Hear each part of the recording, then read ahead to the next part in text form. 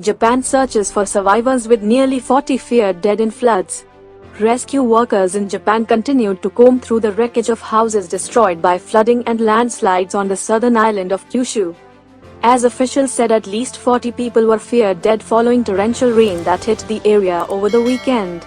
At least 21 people have been confirmed dead and a further 18 are presumed dead, Chief Cabinet Secretary Yoshihide Suga told reporters on Monday. He said 13 people were also missing. "I offer my deepest condolences for those who have passed from the torrential rains," Suga said, adding that 40,000 members of the Japan Ground Self-Defense Forces were involved in the search. Rivers burst their banks and the downpours triggered evacuation orders in the worst natural disaster to hit Japan since about 90 people died in Typhoon Hagibis last October. Rescue workers are tirelessly continuing the search this morning, a spokesman for Kumamoto Prefecture told AFP news agency. Although the rain has subsided, the floods washed away roads and bridges, leaving many isolated communities cut off. Hirokazu Kosaki, a 75-year-old bus driver in the town of Ashikita, told Jiji Press, "It was nothing but water as far as I could see." In one of hardest hit areas, residents spelled the words rice, water, sauce on the ground, while others waved towels and called for rescue and relief goods. At a nursing home for the elderly, 14 people were feared dead when water from a nearby river inundated the ground floor, leaving those in wheelchairs unable to reach higher ground. Emergency services, helped by local residents in rafts, managed to rescue around 50 people from the facility, bringing them to safety by boat. More heavy rain expected. In Hitoyoshi City, the deluge poured into houses near the main railway station. "The water rose to the second floor so fast and I just couldn't stop shivering," a 55-year-old woman who was visiting her relatives told the Asahi newspaper.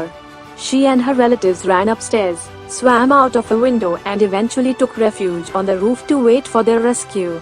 Heavy rain is expected to continue until Tuesday afternoon, and the Japan Meteorological Agency issued a non-compulsory evacuation order for hundreds of thousands of residents in Kumamoto and neighboring Kagoshima Prefecture.